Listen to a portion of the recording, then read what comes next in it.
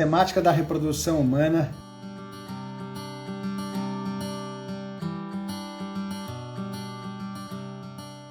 A temática da reprodução humana é algo que acontece no dia a dia e a falta do conhecimento dos números pode gerar não só falsas expectativas, como um mau planejamento estratégico nos tratamentos de fertilização in vitro.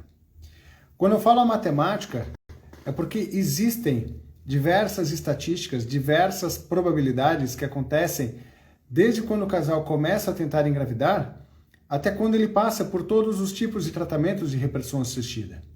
O entendimento e o conhecimento desses números é o que faz com que nós, médicos, façamos os planejamentos estratégicos e terapêuticos para os pacientes.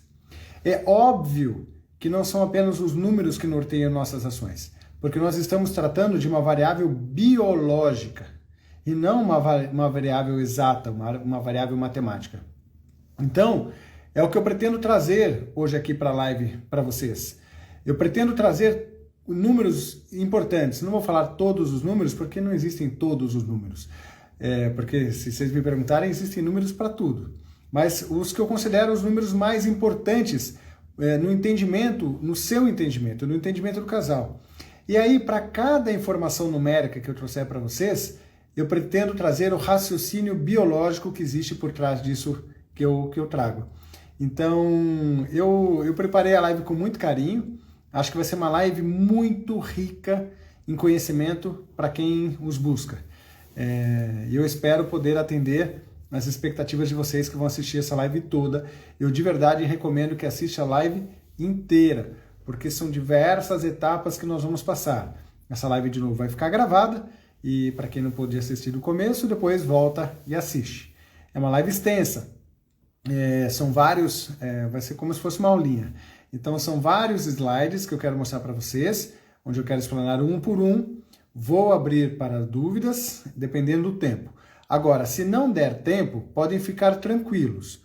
Por quê? Eu vou, depois da live, postar todos os slides que eu mostrar aqui, lá no Stories, e vou abrir caixinhas para dúvidas que eu posso responder depois, com mais calma e aberto para todos responderem, caso eu não consiga responder aqui na live, tá bom? Que às vezes eu não consigo acompanhar o raciocínio da explicação com tudo o que acontece aqui na minha telinha das mensagens que chegam, certo? Pois bem, eu subdividi a apresentação em 3 etapas.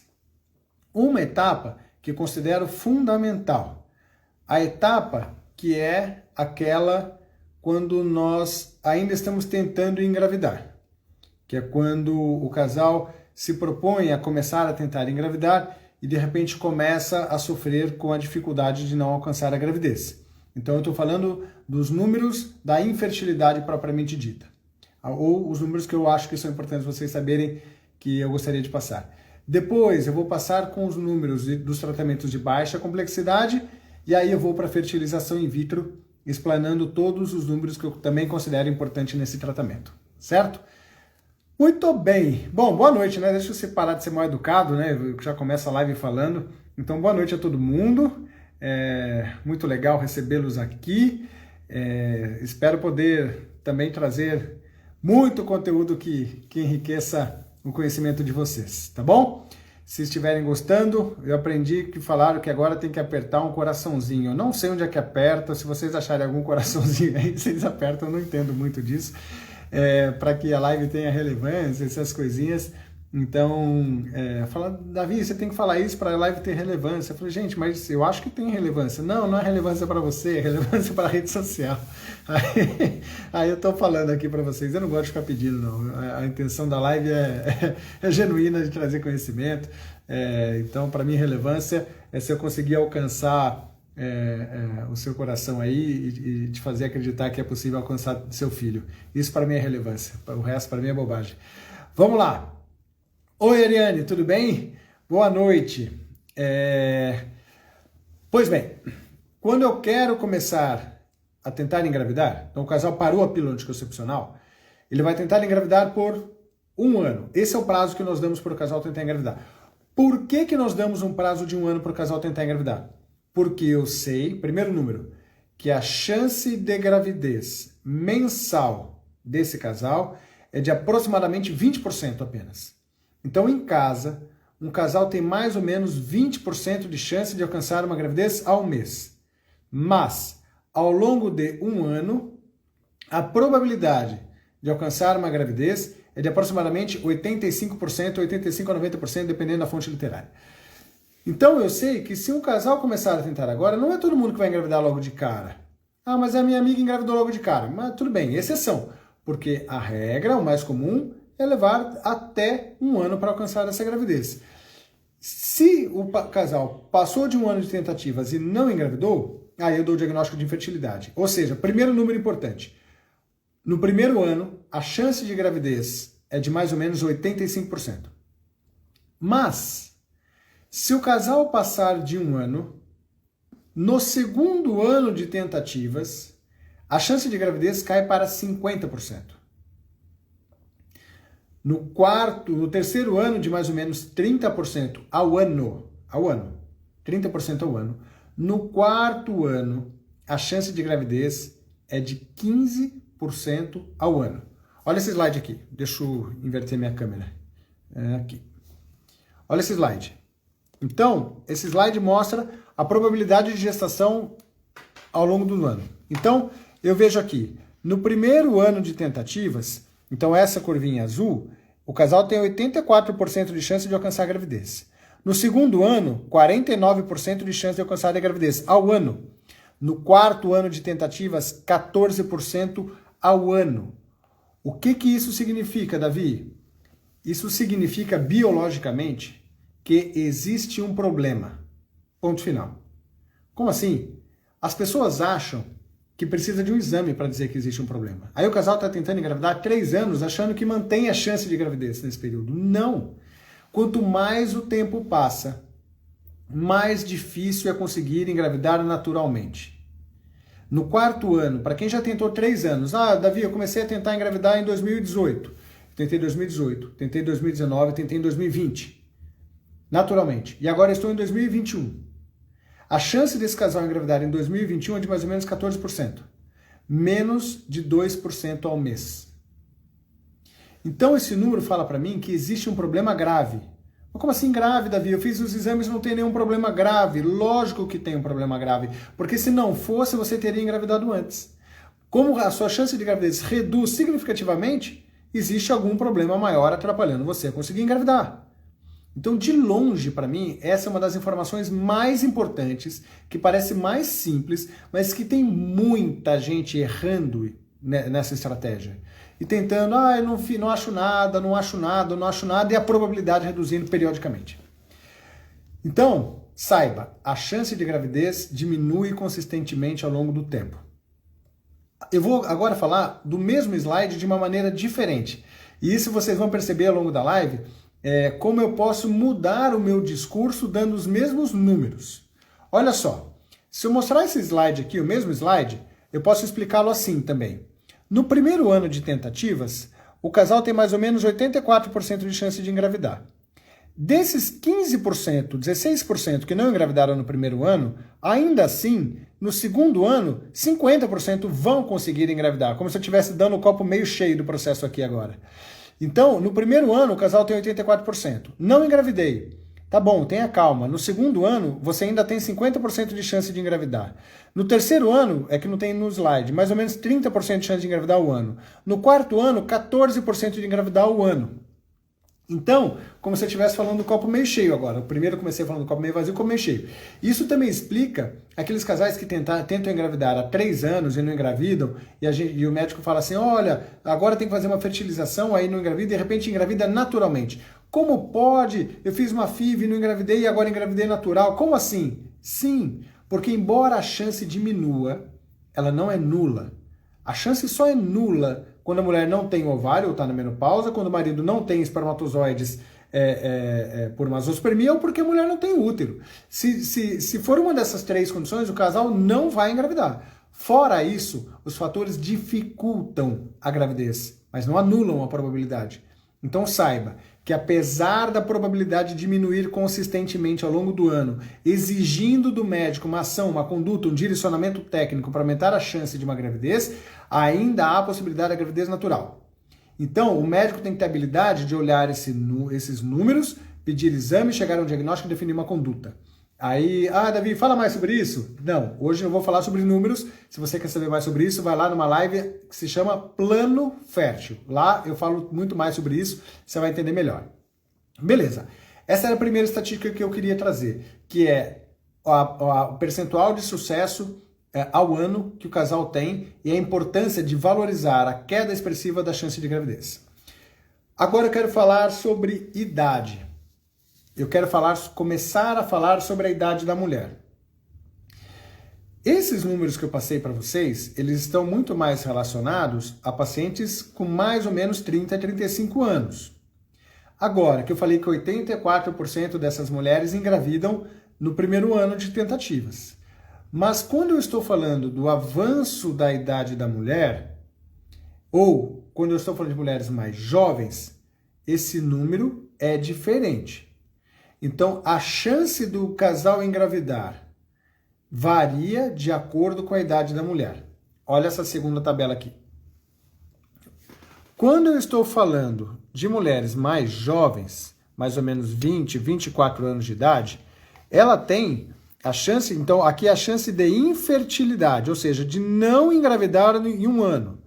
Quando ela tem 20 a 24 anos de idade, ela tem 96% de chance 94% de chance de engravidar ou apenas 6% de chance de ter infertilidade, de não engravidar em um ano.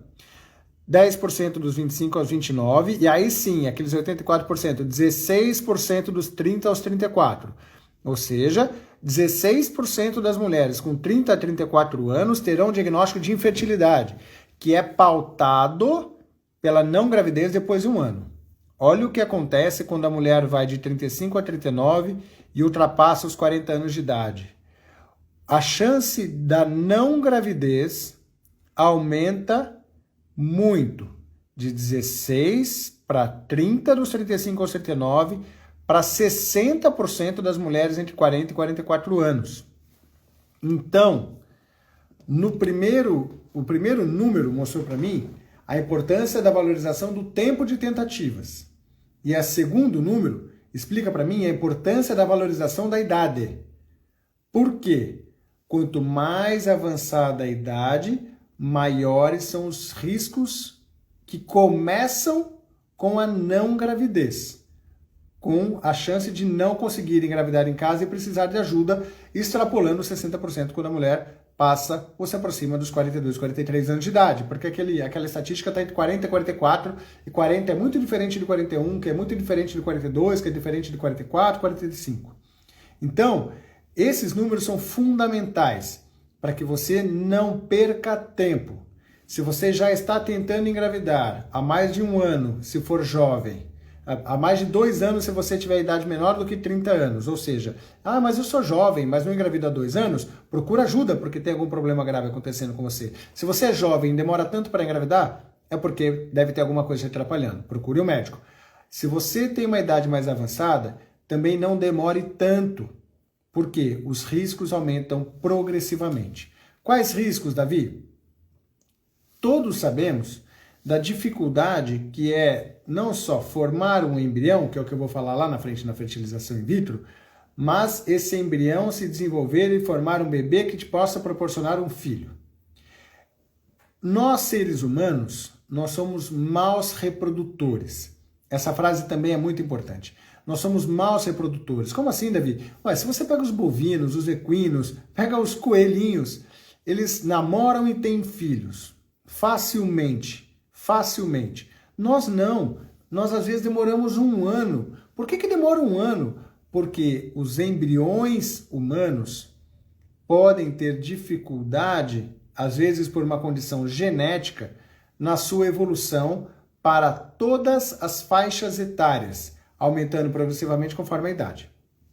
Esse slide que eu vou mostrar para vocês agora, ele é muito legal e muito importante, que é a chance de um embrião evoluir naturalmente quando o casal tenta engravidar em casa. E começando a mostrar o risco de perda gestacional, ou seja, de engravidar e perder um bebê, mesmo quando a gestação ocorre naturalmente. Olha que legal essa pirâmide. Vamos lá. O que esse slide está falando para mim?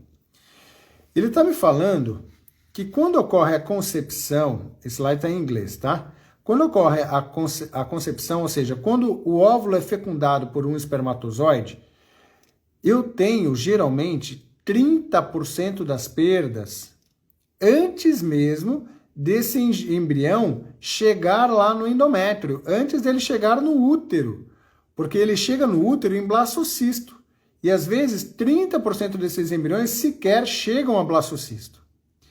E se eles chegam a blastocisto e chega a implantar, ainda assim, 30% se perde numa fase pré-clínica. Como assim pré-clínica, Davi? Minha menstruação, sabe aquele caso que a minha menstruação quase nem atrasou, ou atrasou um dia e já veio? Que a mulher nem sabe que ela estava grávida? Isso é uma perda pré-clínica. Aquelas mulheres que fazem beta-HCG antes mesmo do atraso menstrual, e tem muitas aí que eu sei que fazem isso, acabam tendo um beta-HCG positivo e logo perde. Então, 60% dos embriões formados naturalmente se perdem antes mesmo da mulher saber que engravidou. Interessante, né? Porque daqui a pouco eu vou explicar isso dentro da FIV. Agora, depois que aconteceu a gravidez, ainda assim, em média, 10% sofrem um aborto. Ou seja, eu já comemorei a gravidez, eu cheguei ao diagnóstico da gravidez, às vezes fiz um ultrassom, vi o embriãozinho ou o saquinho gestacional e perdi. Restando 30% apenas de chance de nascer um bebê. Todas as colocações que eu estou colocando aqui embaixo, aqui tem as referências bibliográficas do artigo que eu estou comentando, tá bom? Então, a chance de nascer um bebê do embrião formado naturalmente é de apenas 30%. Então, quando eu estiver lá na frente falando sobre fertilização in vitro, explicando, olha, nem todo óvulo é maduro, nem todo óvulo maduro fecunda e forma um embrião, nem todo embrião forma um blastocisto, nem todo blastocisto implanta, se implanta tem que evoluir, tem que formar um bebê lá na frente, eu estou falando o contrário dessa pirâmide. Então é muito legal, você pegar essa pirâmide e virar de ponta cabeça, vira o raciocínio da FIV. Porque a FIV eu enxergo o embrião, o número de óvulos maduros, número de embriões formados, número de blastos, número de gravidez, número de bebê nascido. Então, o que a gente fala é o funil da reprodução assistida. Naturalmente, esse funil é assim, porque eu não enxergo o embrião, eu parto da gravidez. Então, saibam que, naturalmente, mesmo no corpo, no seu corpo, em vivo, não in vitro, mas em vivo, ocorre uma seleção muito grande dos embriões para que nasça. Então, nós, seres humanos, somos maus reprodutores. E quanto maior a idade da mulher, maior o rigor da seleção natural para que tenha um bebê saudável. Essa frase é fundamental para vocês entenderem os números que eu vou trazer daqui para frente. Quanto maior a idade da mulher, maior o rigor da seleção natural para que você tenha um bebê saudável e previna o nascimento de um bebê com síndrome. Porque a partir de agora, eu vou começar a falar as outras estatísticas que ocorrem com o avanço da idade da mulher. Nós sabemos que, esse é um slide que o grupo da genética adora mostrar, que é o risco de alteração genética do embrião de acordo com a idade da mulher. Então tá difícil de enxergar aqui, mas aqui são os 35 anos. Até os 35 anos, nós falamos que a mulher tem uma chance de formar embriões geneticamente normais ainda muito boa. E o risco de aneuploidia, de alteração genética, é entre 30% e 40%. Agora, olha o que acontece quando a idade avança. Quando eu chego aos 40 anos de idade, eu estou começando a falar em risco de aneuploidia de 60%. Quando eu estou falando em 44 anos de idade, eu estou falando em 90% do embrião ter uma alteração genética. Isso não quer dizer que aos 44 anos de idade a mulher tem 90% de ter um bebê com síndrome. Significa que esse embrião com alteração genética vai proporcionar uma chance muito menor da mulher engravidar ou, se engravidar, dessa gestação se perder, seja numa fase pré-clínica, como eu mostrei naquele gráfico lá da pirâmide, ou numa fase clínica, quando ela engravida e aborta. E o funil da seleção natural faz com que essas mulheres de idade mais avançada, por conta da alteração genética dos embriões, faça com que ela tenha uma menor probabilidade de sucesso em alcançar a gravidez. Reforçando de novo, todos os slides que eu estou colocando aqui, eu vou postar no Stories depois, para que vocês possam olhar um a um. E as dúvidas eu vou tirar lá ou no final dessa live, ou eu vou abrir uma caixinha de perguntas para que vocês possam fazê-las depois. Então, só para eu continuar com a linha de raciocínio.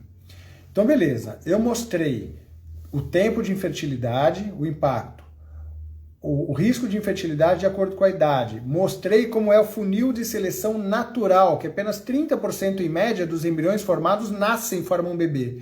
E agora expliquei por quê. Porque conforme a idade avança, aumenta o risco de aneuploidia. E mesmo em idades jovens também acontece a aneuploidia. Agora, quando ocorre a aneuploidia, todo mundo fala do risco de nascer o bebê com síndrome, mas não é esse o principal risco.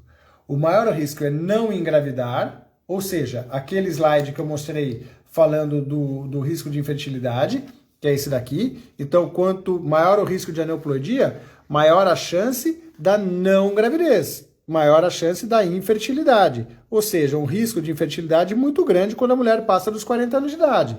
E o segundo risco é de abortar. Então, esse é o slide mostrando o risco de aborto de acordo com a idade da mulher. Então, eu sei que até os 30 anos, 10% das mulheres sofrem pelo abortamento. E 10% é muito. Ah, Davi, só 10% é muito. De cada 100 mulheres com menos de 30 anos, 10 vão abortar. Então, o abortamento é muito comum. Cuidado, hein? As pessoas confundem a palavra comum com a palavra normal. Então, não estou falando que abortamento é normal. Abortamento é comum, porque normal é a gravidez e evoluir.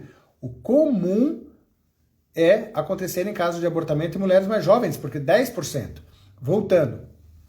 Agora, mulheres entre 30 e 35 ainda tem 12%, e olha o que acontece com o risco de aborto nas mulheres com 35 a 40, 19%, e maior que 40 anos de idade, 40%. Olha o que acontece acima dos 45 anos de idade, 74% das mulheres com mais de 45 anos de idade sofrem de abortamento. 74%. Então, assim, quando a mulher passa de uma certa idade, a gente não comemora só quando tem o beta positivo, porque tem que passar pela fase de abortamento. Eu acompanho, hoje em dia, muitas pacientes com idade mais avançada, tenho o prazer de participar lá do grupo da Aline, do Manhã aos 40, e vai perguntar para essas mulheres o quão comum, não normal, o quão comum é o abortamento para essas mulheres. E por que isso é relevante? Pelo entendimento. É pelo entendimento que isso faz parte da seleção natural para não nascer um bebê com síndrome. Então você não abortou na grande maioria das vezes porque tem uma trombofilia, porque tem uma doença, porque seu corpo, porque fez esforço, não! Esse abortamento não poderia ter sido prevenido. Eu costumo usar a frase, você não fez nada que tenha levado ao aborto, tampouco poderia fazer algo para evitá-lo. O abortamento aconteceu por uma seleção natural, pela maior incidência de aneuploidia que eu mostrei nos slides anteriores, para que não nasça um bebê com síndrome. Com isso, eu aumento exponencialmente o risco de aborto de acordo com a idade da mulher. É óbvio que quando eu tenho quadros de abortamento, eu preciso fazer pesquisas para trombofilias, para outras variações metabólicas e hormonais. Mas isso não representa a esmagadora maioria dos abortos nos casos de idade avançada, porque isso acontece por conta da alteração genética da prole causada por óvulos aneuploides. Certo? E aí, quando eu vou falar sobre o risco de nascer um bebê com síndrome, que é o medo, então o medo das pacientes é nascer um bebê com síndrome. Eu posso tranquilizá-la ou assustá-la, dependendo da forma como eu lhe der as informações. Porque assim, olha esse outro slide. Então esse é um outro slide, não é o do aborto. É o risco de síndromes genéticas fetais de acordo com a idade da mulher. Se eu te mostrar só o slide e não especificar os números, você vai ver o quanto esse risco aumenta. Você vai olhar a curva, nossa, mas aumenta demais. Aumenta mesmo. Olha só como a curva ela é exponencial. Tenho medo de usar termos técnicos, matemáticos aqui, porque depois eu falo besteira. Curva exponencial, sei lá se é exponencial, mas como aumenta muito, vamos usar o português claro aqui. Como aumenta muito a incidência de alteração do bebê de acordo com a idade da mulher. Agora, eu posso dizer para você, te assustando, que esse risco dos 30, vamos colocar aqui, dos 30 para os 40 anos de idade, é 10 vezes maior. Eu vou te falar, você vai me falar, meu Deus, Davi, o risco 10 vezes maior de ter um bebê com síndrome, eu tô com muito medo. E é verdade, é 10 vezes maior. Mas vocês olharam os números embaixo? Aos 30 anos de idade, esse risco é de 0,1%. Aos 40 anos de idade, esse risco é de 1%. Então, eu não estou usando adjetivos aqui para dizer se esse risco é alto ou se esse risco é baixo. Cabe a você interpretá-lo da melhor maneira possível. Eu estou dizendo a você que o risco é de 0, aqui é por 1000, tá? Quando tá 1,39 por 1000. Faltou especificar isso no gráfico. Então, 1,39 por 1000 casos, ou seja, 0,1% aos 30, e 1,3% aos 40 e 3,2% aos 45 anos de idade. Então, isso é muito importante para você saber que o risco de nascer um bebê com síndrome não é tão grande. Daqui a pouco a gente vai falar sobre estudo genético dos embriões e como eles usam as informações nos cálculos de probabilidade, mas o risco de nascer não é tão grande. A seleção natural funciona. Ele aumenta muito, mas não é tão grande. Então, quais são os riscos maiores em relação à idade? Recapitulando. Não engravidar ou, se engravidar, perder a gestação. E assim torna muito mais difícil a trajetória de mulheres com idade mais avançada, que às vezes vão precisar de alguma ajuda com óvulos doados, por exemplo, para poder alcançar a maternidade. Porque se o problema é o óvulo, se eu resgato o óvulo de uma doadora mais jovem, eu aumento significativamente a chance de gravidez. Eu vi uma mensagem passando aqui da Luciana, da doação ovo-recepção. Em algum momento eu vi ela aqui. Não vi o que ela escreveu, mas ela sabe falar muito bem sobre isso. Bom, falei então dos riscos da idade. E eu acho que essas informações são aquelas que eu gostaria de passar para quem está tentando engravidar naturalmente, certo? Então ainda não falei nada de tratamentos. Já colocaram aqui. Então não é indicado fazer biópsia depois dos 40? Em que caso seria ideal a biópsia? De biópsia embrionária eu tenho tanto material. Me manda um direct depois para eu te mandar. Hoje eu não vou focar muito em biópsia embrionária, mas depois me manda um direct que eu te mando um e-book, eu te mando algumas lives que eu fiz sobre o assunto, porque se eu te der uma resposta simples aqui, eu posso ser equivocado na resposta, que é uma resposta que às vezes eu demoro mais de 1 hora para fazer. Agora, eu quero falar dos tratamentos. Quando eu vou fazer um tratamento, eu preciso ter uma ideia da chance desse tratamento dar certo. Quando eu vou fazer um tratamento de baixa complexidade, por exemplo, uma inseminação intrauterina, eu sei que a chance de gravidez desse tratamento não é tão grande assim. Como assim, Davi? A inseminação não tem uma chance tão alta de dar certo? Não. A inseminação é um tratamento de baixa complexidade. O que eu faço no tratamento? Eu separo os melhores espermatozoides, jogo dentro do útero da mulher e dou um empurrão para os espermatozoides chegarem mais facilmente até o óvulo. Então eu não fujo muito das formas naturais, porque depois que eu jogo os espermatozoides lá dentro, eles ainda precisam nadar até o óvulo para tentar engravidar. Então a chance de gravidez média por ciclo de inseminação é de mais ou menos 15% a 20% nas melhores condições. Nossa, Davi, eu achei que a inseminação tinha uma taxa de gravidez mais alta. Isso acontece se eu fizer o cálculo da taxa de gravidez cumulativa. Voltando, hoje a live é sobre matemática, então, assim, nada de sentimento, matemática pura aqui hoje.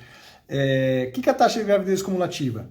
Se eu tenho 16% de chance de engravidar na primeira inseminação, quanta chance eu terei se eu fizer 3, 4, 5, 6, 7, 8, 9, 10 inseminações? Esse é o que eu quero mostrar para vocês no próximo slide. Deixa eu virar a tela e vamos lá para os slides. Então, assim, Primeiro, isso aqui é um artigo bem legal, que foi publicado mostrando inúmeros pacientes que fizeram vários tratamentos de inseminação. No primeiro tratamento de inseminação, a paciente teve mais ou menos 16% de chance de gravidez. No segundo, mais ou menos 12%, no terceiro, 16%, ou seja, as variações ocorrem de acordo com o N, o número de casos que fizeram o tratamento.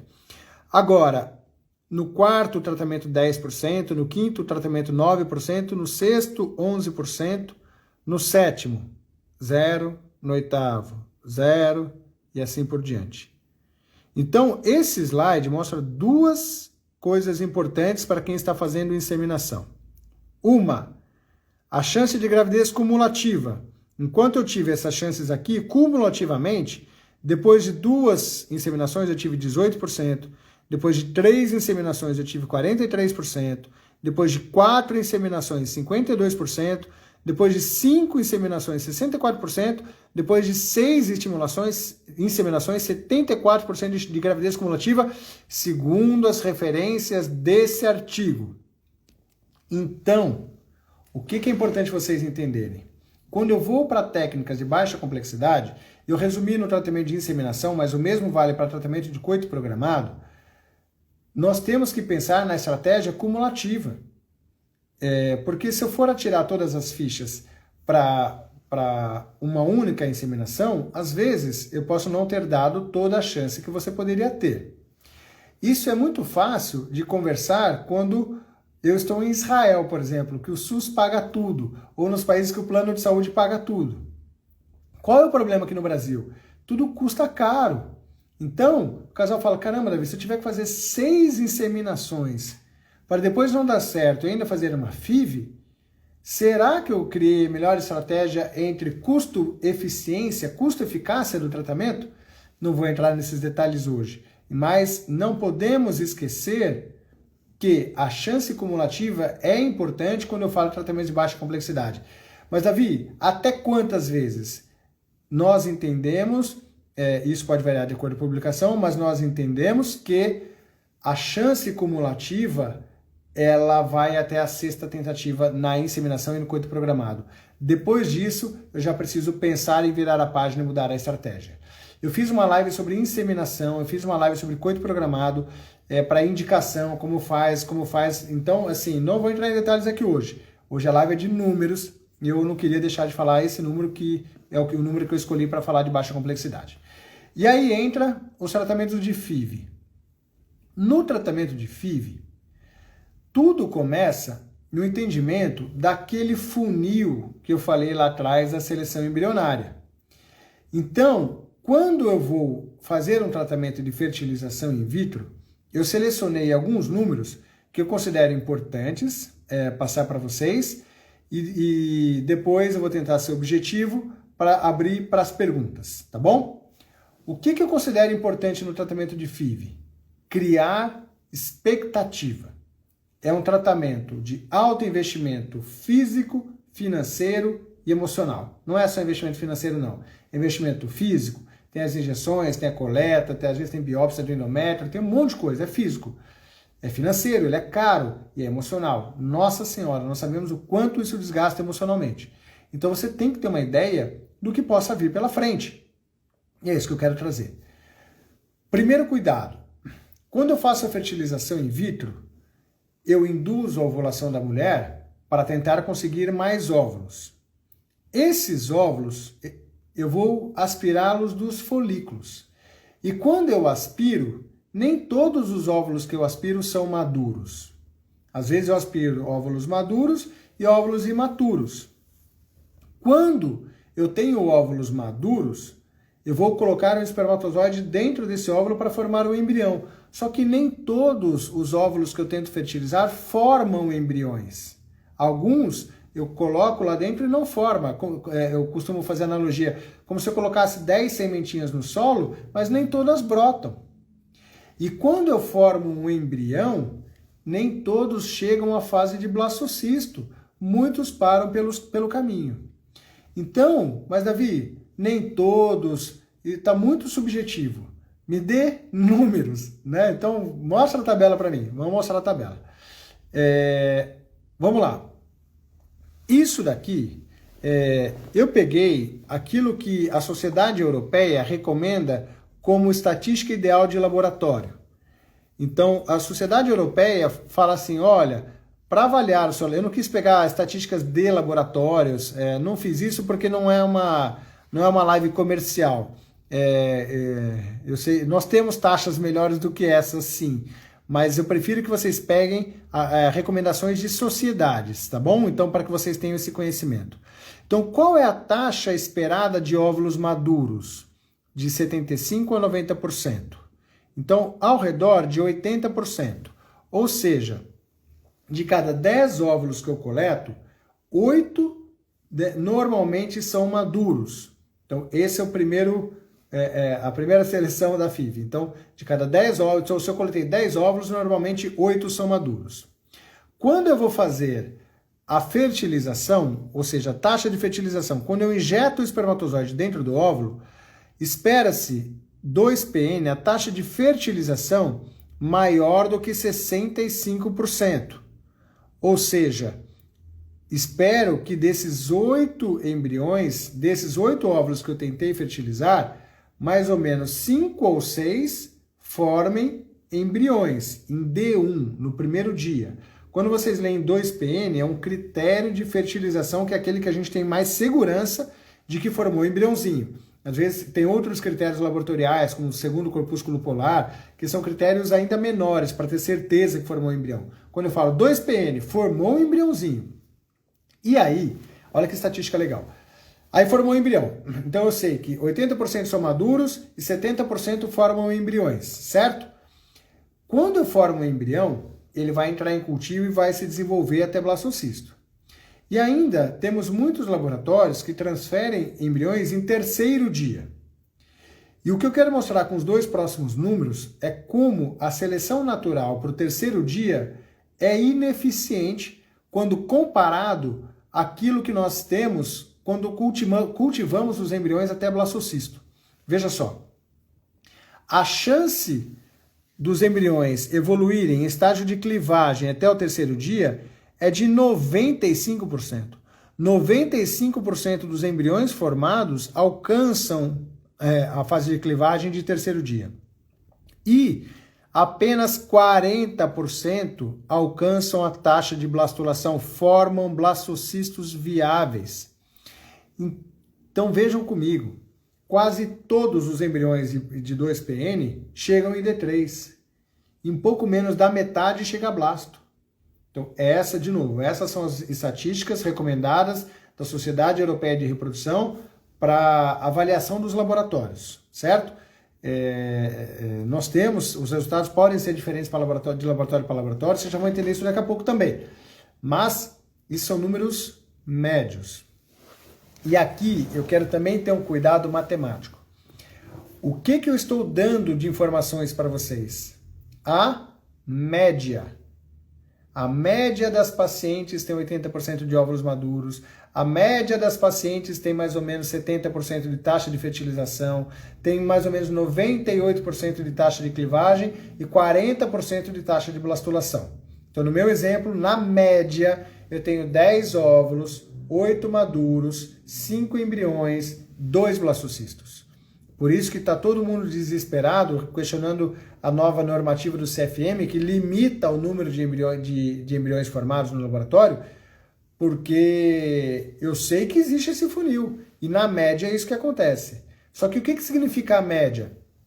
De todas as outras pacientes que fizeram, uma teve 10 óvulos maduros, a outra teve 10 óvulos e 6 óvulos maduros. Outra teve 10 óvulos e 2 óvulos maduros. Outra teve 10 óvulos e 9. Outra teve 10 óvulos e 5. Então, o que eu estou dando de informação? O desvio padrão. Então, toda média tem um desvio padrão. Então, não quer dizer que você terá 80% de óvulos maduros. Isso é o que acontece na média. Então, muito cuidado com análise só estatística e não biológica. Por quê? Porque isso não quer dizer que é o que vai acontecer com você. Essa é uma forma, eu recebi algumas perguntas, pacientes me perguntando assim, Davi, como é que eu faço descrever no caso? Eu tive tantos óvulos, tantos embriões, tantos blastos, assim. Gente, é isso que acontece na média. Então isso serve, essa estatística serve para você avaliar o seu tratamento. E é o que eu uso para avaliar os meus tratamentos. Quando eu vejo uma paciente, hoje eu atendi uma paciente minha, que eu fiz o tratamento, acabou de sair daqui, em que a taxa de fertilização, a taxa de maturação dela foi muito ruim. Ela teve 10 óvulos, falando, e teve 3 óvulos maduros. Falei, gente, eu tive um problema na maturação dos óvulos. E aí eu vou desenvolver e argumentar. Então, como é que eu sei que eu tive um problema? Ué, porque era para ter 8, não 3. Então, se era para ter 8 óvulos maduros, eu tive 3, eu preciso fazer alguma coisa para melhorar isso. Às vezes o problema está na taxa de fertilização. Era assim, eu tive 10 óvulos maduros, mas formei só 4 embriõezinhos. Tive um problema. Foi abaixo da média, era para ter 7. Por que eu tive só 4? Eu preciso estudar técnicas para melhorar a taxa de fertilização. Os embriões formaram, e eu tive, sei lá, 10 embriões formados, e só 2 chegaram a blastocisto. Ué, tive um problema na blastulação. Por quê? Era para ter mais ou menos 4 ou 5 blastocistos. Por que eu só tive 2? Então, entender esses números matematicamente traz uma tradução biológica fundamental para estudo, análise, para saber qual etapa do tratamento de FIV que fugiu daquilo que se espera como média. E assim você consegue discorrer estratégias para o próximo tratamento para corrigir aquilo que precisava ser corrigido. Porque se eu tive um problema na taxa de maturação e eu vou mudar a estratégia que vai mexer na taxa de fertilização, eu errei meu planejamento. Eu tinha que mexer nas estratégias que ajudam a mexer na taxa de maturação. Eu fiz uma live falando sobre isso, a live de coleta dos óvulos. Para cada... já fiz bastante live. Mas esses números são fundamentais na FIV, tá bom? E aí vem outro número importante, que é a chance de ter um blastocisto e ter uma gravidez. Então, eu quero discorrer também um outro assunto muito importante, que é a chance de uma fertilização in vitro dar certo. E aqui é um pulo do gato que muitos não tomam cuidado de entender quando vão falar em taxa de sucesso. E tem muita gente que usa dessa informação para manipular o conteúdo para te fazer acreditar que alguma coisa é boa. O que é isso? Quando nós normalmente falamos de taxa de sucesso de uma fertilização in vitro, eu estou falando da chance de transferir um blastocisto e você ter uma gravidez. Isso se chama taxa de gravidez por transferência. Agora, vocês já viram todos os números que eu trouxe lá atrás, não viram? É esse o número certo que eu preciso passar para o casal? É chance de gravidez por transferência que eu posso comemorar, contar para a família, comprar enxoval para poder falar para todo mundo? Não. Então, o número mais sério, o número mais correto para criar expectativas corretas que eu preciso passar para o casal não é a chance de gravidez por transferência, que é o que todo mundo fala. Eu mesmo falo isso, tá bom? Então, assim, depois eu explico por que todo mundo usa esse número. Mas o número correto é a chance de um nascido vivo, um bebê em casa, por ciclo iniciado. Olha como muda, olha como muda. Uma coisa é ter um blastocisto, transferir e engravidar. Aí eu tenho variáveis para cima e para baixo. Para cima, engravidar, a gestação evoluir, não abortar e nascer. Para cima. Para baixo, a chance de eu transferir um blastocisto e engravidar. E se aquele casal que não teve blastocisto? E aquele casal que não teve óvulos? Eu excluí da minha conta. E não é justo fazer isso. O certo é falar assim, a partir do momento em que você inicia um tratamento, qual é a chance de eu ter um bebê na minha casa? E aí as estatísticas são completamente diferentes. É o que nós chamamos de intenção de tratamento. Em inglês, intention to treat. Então, esses são os números que vocês têm que também ter conhecimento para criar as suas próprias expectativas. Eu procurei fontes para tentar trazer a chance de gravidez e a chance de nascimento para vocês, e eu peguei as estatísticas norte-americanas, porque eles reportam. Eu não quero trazer de verdade, não quero ficar falando de laboratório, eu quero ficar falando sobre média. Então, olha que legal. Em azul é a chance de nascimento por transferência. Em laranja é a chance de nascimento por coleta dos óvulos, muito mais próximo de intenção do tratamento. Vocês vão entender que, mas como assim? A chance de gravidez por coleta de óvulos em pacientes mais jovens é maior do que a chance de gravidez por transferência? Não, não é maior. É que aqui eles estão considerando, inclusive, transferências da segunda transferência, terceira transferência de um tratamento. Tá? Então, por isso que os números são diferentes. Mas vejam só, aos 35 anos, a chance de ter um bebê em casa por ciclo iniciado é de mais ou menos 52%. Por transferência, 48%. Dos 35 aos 37, olha como cai. 38% de um bebê em casa, 44% por transferência. 38 a 40, 23% de bebê em casa, 37% por transferência. Aqui por ciclo iniciado. 41, 42 anos, 11% de chance de bebê em casa por ciclo iniciado, 26% por transferência. Olha o gap como vai acontecendo. Por quê? Porque aqui aborta bastante. Lembra que eu falei que aborta bastante? Engravida mais, mas também aborta. E perde muito lá atrás. E 43 anos ou mais, 3% de chance de bebê em casa por coleta de óvulos realizada. Então, tem que ter muito cuidado com a idade. Eu tenho 38 anos de idade, eu vou esperar um pouquinho agora, porque eu vou construir minha casa, eu vou terminar minha pós-graduação, meu marido não quer colher o espermograma. Nossa, hoje eu atendi uma paciente assim, falei para ela, assiste a live e fala para ele. Fala que eu vou ficar bravo com ele se ele não colher logo esse espermograma. Por quê? Porque eu não quero que ela volte aqui com 41 anos de idade, isso acontece, o tempo passa rápido, eu diminuí minhas chances que já não eram tão grandes. Então, esses são números fundamentais que eu queria trazer para vocês. Primeiro, vocês entenderem o que é a chance de gravidez por transferência e o que é a chance de gravidez por ciclo iniciado. Porque quando eu falo de chance de gravidez por ciclo iniciado, eu estou valorizando todos aqueles outros números que eu trouxe para vocês.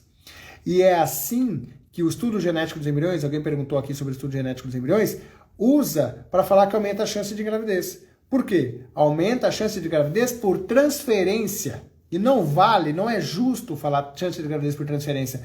Por quê? Eu preciso olhar por ciclo iniciado. Porque se eu usar a chance de gravidez por transferência, eu estou excluindo do meu cálculo matemático todos aqueles casais que sequer tiveram pelo menos um embrião euploide para transferir.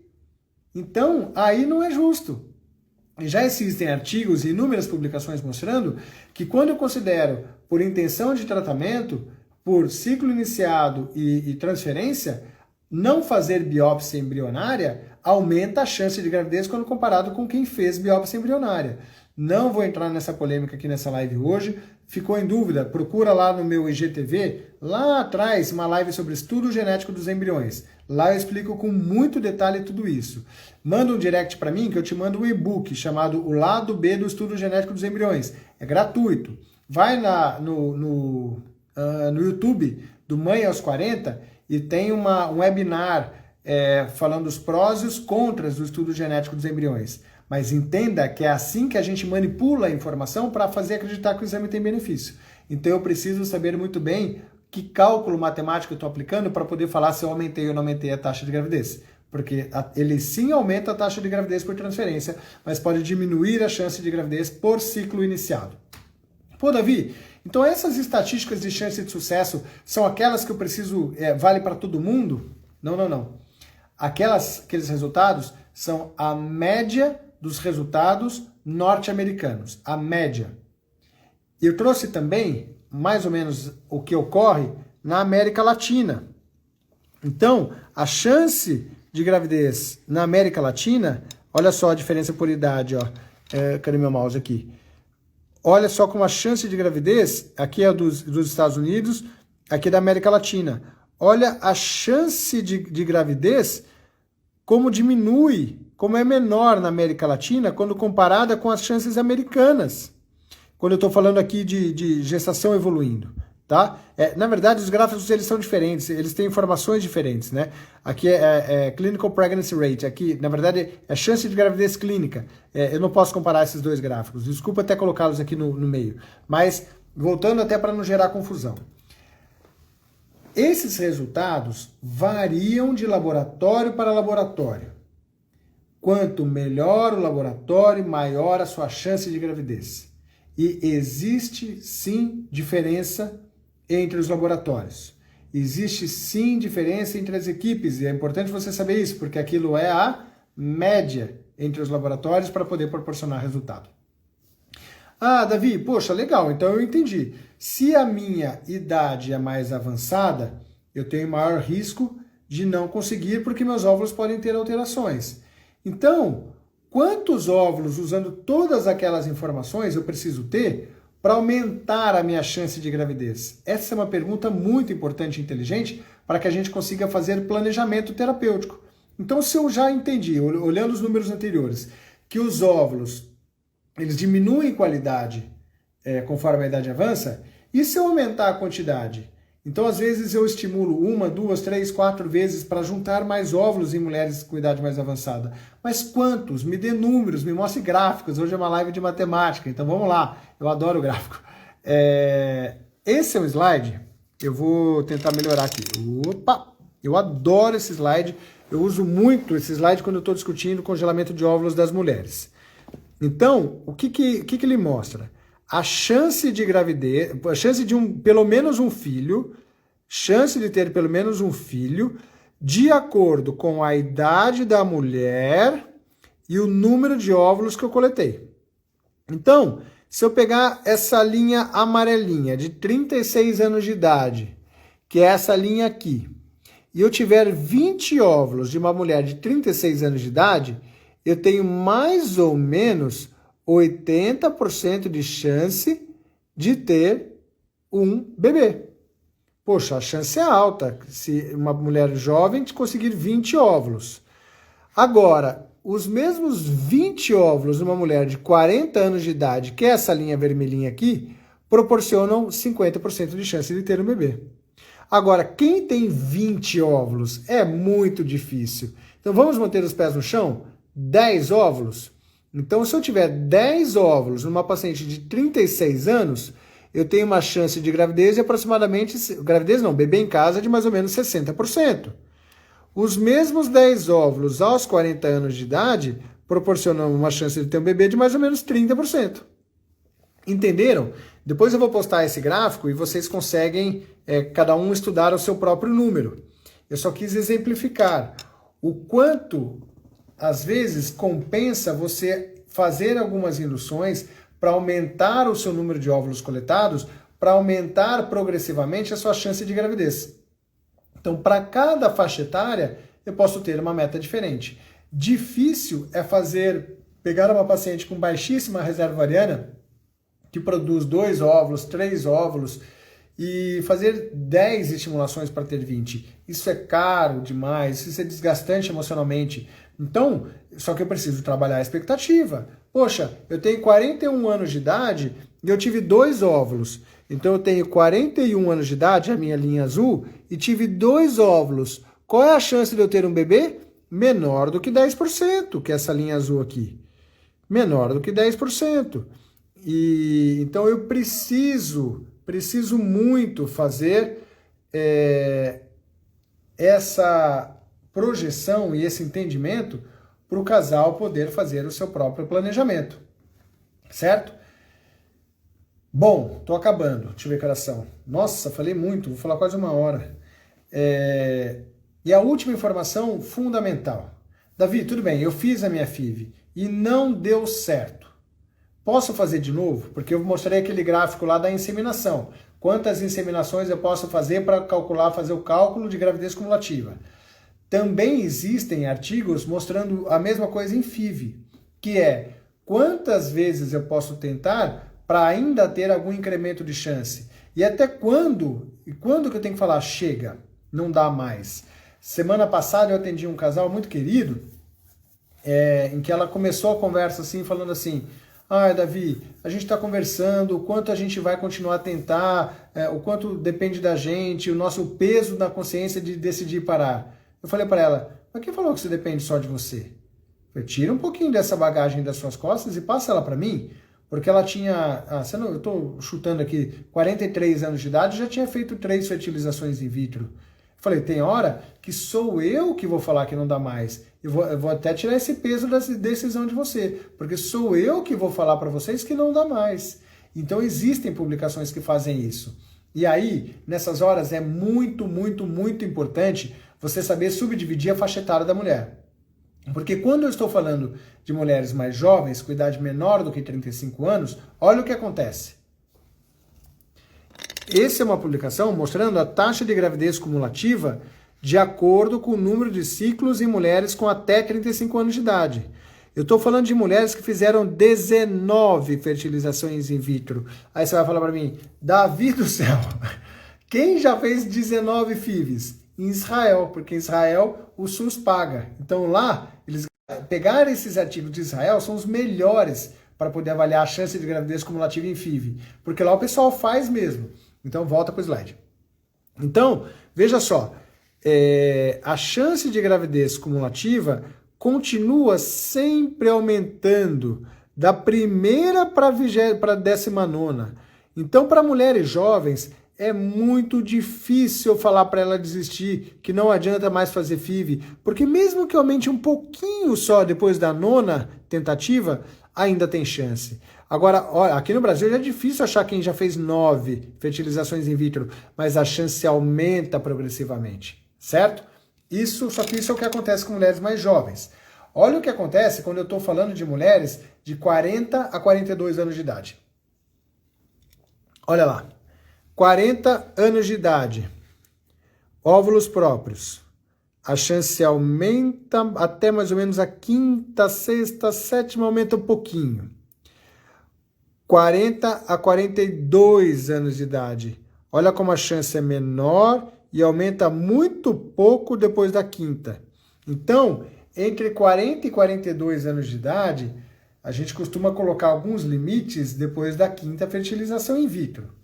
E olha o que acontece com idade até 43. Eu estou indo de faixa etária por faixa etária. Vamos lá. 41 anos de idade. A chance vai aumentando progressivamente. 42 anos de idade. Depois da 6ª FIV, nenhum incremento de chance. Esse é um marco para a gente, hein? 42 anos de idade, depois da 6ª FIV, nenhum incremento de chance praticamente. 43 anos de idade, a linha amarela, mesma coisa. Depois da 6ª FIV, pouquíssimo incremento de chance na chance de conseguir alcançar uma gravidez. E se eu for para os casos de 44 e 45 anos, olha o que aconteceu na primeira FIV. Eu tive 1,6% de ter um bebê em casa. Lembra que eu falei daqueles números? Live birth rate per cycle, por ciclo iniciado, que é o número ideal, 1,6%. Na segunda FIV, 1,2%. Na terceira FIV, 4,2%. Então, até 3 FIVs ainda teve alguma chance. Depois disso, mais ninguém engravidou. Então, é isso que eu queria passar para vocês. Quando eu estou diante de mulheres até 35 anos, a FIV pode continuar sendo feita. Agora, cuidado, isso é só matemática. Como fazer a próxima FIV? Aí exige habilidade técnica para saber onde deu errado, para saber o que você vai fazer diferente para dar certo. O fato é que ainda dá para insistir. Quando a mulher passa dos 40 anos de idade, você ainda pode. Mas depois dos 43 anos de idade, chega um momento que o médico tem que pôr limite. Por quê? Porque eu preciso, quando eu falo para um paciente que vale a pena fazer uma FIV, eu preciso pautar a minha indicação. Eu preciso justificar a minha FIV mostrando referências literárias. Eu não posso fazer na minha cabeça. Então, aí as chances se tornam diminutas quando passa dos 43, 44, 45 anos. Agora, vocês viram que as chances são pequenas, mas elas ainda existem. Então, nós temos que ter habilidade também para saber quem são aquelas pacientes com idade mais avançada que nós podemos fazer o tratamento. Certo? Puxa, era isso que eu queria trazer hoje. E mulher de 43, vou responder poucas questões, depois eu abro uma caixinha. E mulher de 43 anos com boa reserva. Quando a gente está falando de mulheres com idade mais avançada, 43 anos ou mais, o grande diferencial, tem um artigo muito legal que avalia essas mulheres de idade mais avançada, e fala assim, o que as mulheres que engravidaram tinham de diferencial? O que diferenciou as mulheres que conseguiram engravidar das que não conseguiram engravidar? Reserva ovariana. Então, quando eu tenho uma paciente de 43 anos de idade com boa reserva ovariana, eu ainda acredito. Quando eu pego mulheres acima de 42 anos de idade já com insuficiência ovariana, eu tenho que ter muito questionamento para fazer uma segunda FIV, por exemplo. Eu não trouxe todas as estatísticas aqui, porque senão não dá. Mas eu preciso ter muito cuidado. Então a reserva ovariana faz muita diferença em tudo. Tem centenas de perguntas aqui, eu não consegui acompanhar todas. Eu vou encerrar a live, eu vou abrir uma caixinha de perguntas, eu vou publicar os stories que eu fiz, os slides que eu fiz aqui no Stories logo depois, e vou deixar a caixinha de pergunta no final. Manda lá a pergunta, eu não vou responder hoje, não vou ter tempo de fazer isso hoje, senão minha esposa me mata, mas amanhã eu vou começar a responder para tentar ajudá-los a deixar tudo isso bem claro, tá bom? Espero que tenham gostado da live, preparei com muito carinho, são os números que eu, Davi, considero mais importantes transmitir. É óbvio que eu esqueci de algum número que seria importante para você. Então, me manda um direct, que eu tento te responder, coloca na caixinha de perguntas, assiste a live de novo, compartilha a live, curte lá, porque falaram que tem que curtir para ter relevância, então curte lá a live, me ajuda também nas redes sociais. Mas eu espero de coração que essas informações ajudem você a fazer o melhor planejamento reprodutivo para você buscar a sua gravidez e, se Deus quiser, alcançar o seu bebê. Tá bom? Beijo em todo mundo, ótima noite e até qualquer dia. Tchau, tchau.